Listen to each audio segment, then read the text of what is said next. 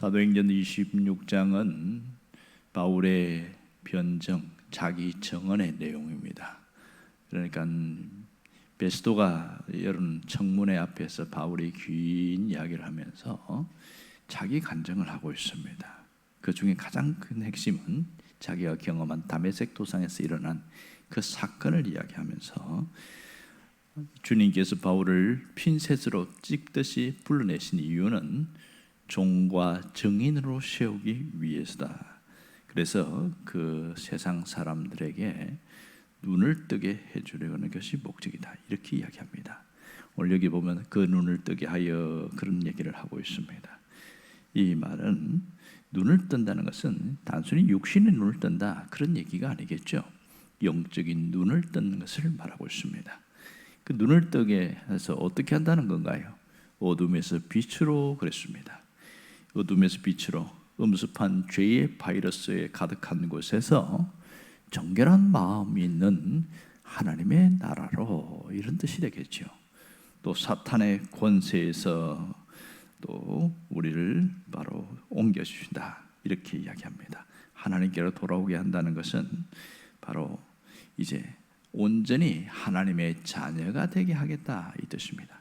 그러면 이렇게 눈을 뜨게 해주시는 궁극적인 목적이 뭐냐는 거예요. 이 목적이 무엇이냐? 오늘 보면 이 하반절에 보면 죄사함을과 나를 믿기도 거룩하게 된 무리 가운데 기업을 얻게 하리라 하더이다. 기업을 얻게 하리라 하더이다. 이 하더이다, 이 말은 헬라어에 보면 두 개의 목적어를 가지고 있습니다. 그러니까 결국은 눈을 뜨게 하는 목적은 두 가지라는 것이죠. 하나는 죄 사함을 얻게 하는 것이고, 또 하나는 기업을 얻게 하는 것이다. 이렇게 표현할 수 있습니다. 첫 번째는 죄 사함을 얻게 한다. 이 말이 무슨 말입니까? 예수님께서 의인을 부르러 온 것이 아니고 죄인을 부르러 왔다. 이것에 대한 얘기시겠죠. 인간은 메시아에 대해서 눈을 뜨기 전까지는 자신이 죄인임을 깨닫지 못한다는 겁니다. 예수님에 대해서 눈을 뜨는 순간 예수님의 거울 앞에 자신의 모습을 보게 되는데, 자신이 어둠의 종이요 사탄의 노예였음을 확인하게 되는 것이죠. 그러므로 예수님에 대해서 눈을 뜬다는 것은 바로 그분이 메시아인 것을 모셔드린다는 것이고, 결과적으로 십자가에 피 흘리신 보혈의 은혜를 통하여 영적으로 죄가 깨끗하게 사해지는 이 죄사함의 확신을 갖게 되는 것을 말하고 있습니다.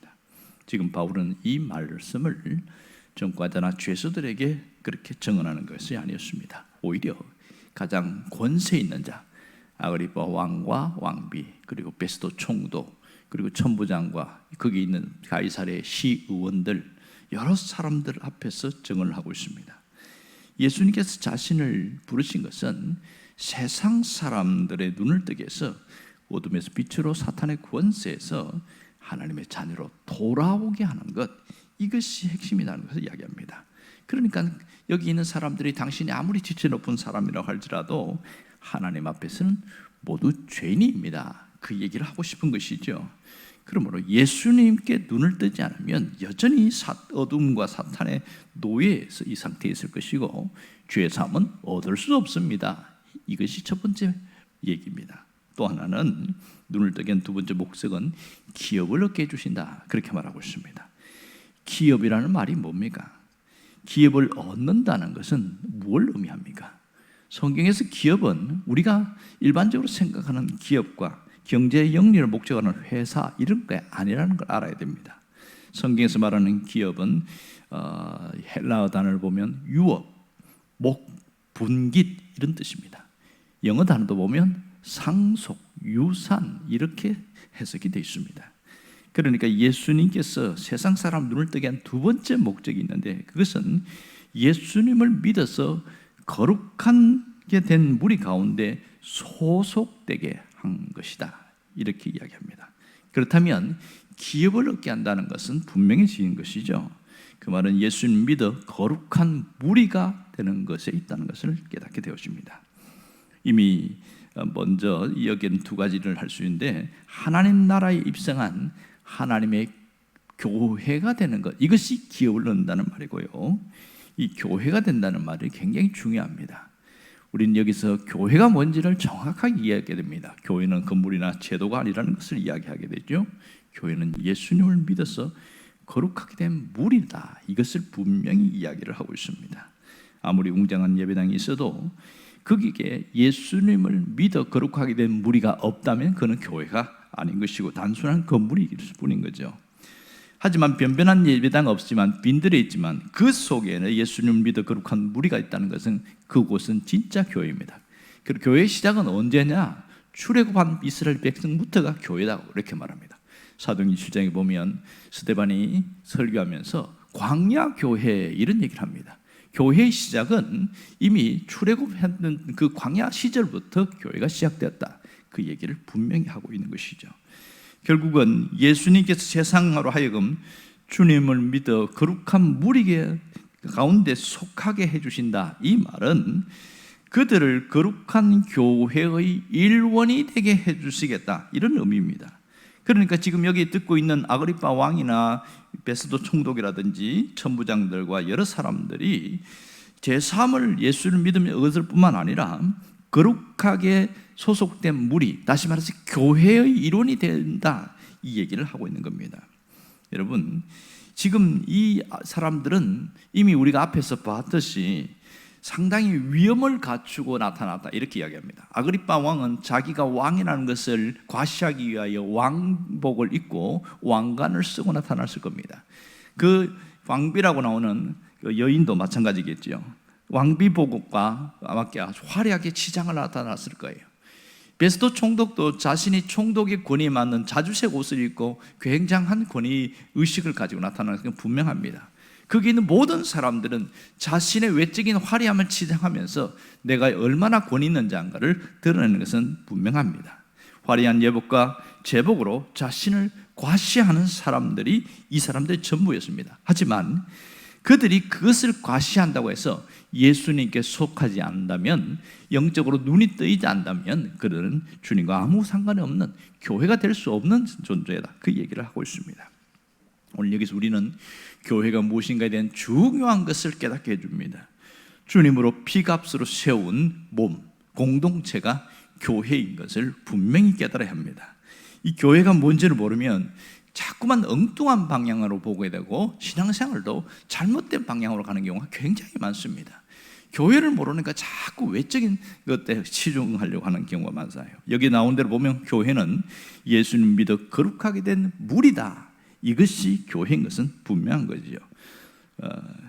그런데 잘못된 사람들은 예수님보다 돈을 더 믿고 예수님보다 권력을 더 믿는 사람들이 있습니다.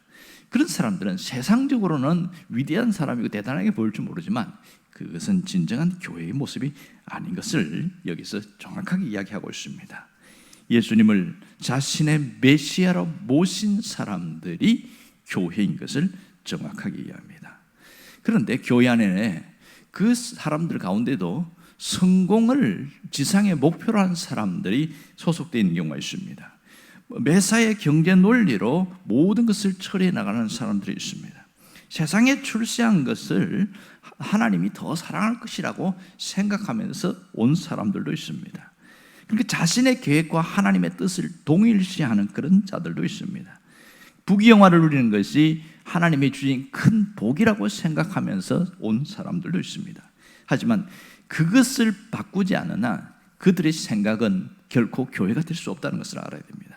교회는 분명히 건물이나 제도가 아니라 예수님을 믿어 거룩하게 된 무리들이라는 것을 분명히 하고 있다는 것을 알고 있습니다. 주님은 벌써 이미 출애굽한 그들을, 노예로 있던 그들을 끌어내서 시내산에서 벌써 거룩하게 된 무리로 훈련시키기 위해서 굉장한 노력을 했습니다. 그래서 출애굽기 19장에 보면 이들은 거룩한 나라요, 제사장으로 나라와 거룩한 백성으로 세우게 하기 위함이다, 이 얘기를 하고 있거든요. 신약에서 베드로가 그 얘기를 하고 있습니다. 우리는 왕 같은 제사장들이요, 거룩한 나라요, 주님께 택한 백성들이다, 그걸 강조하고 있지 않습니까? 이것이 이미 출애굽기 19장에 있은 이야기를 베드로가 똑같이 이야기하고 있는 것이죠.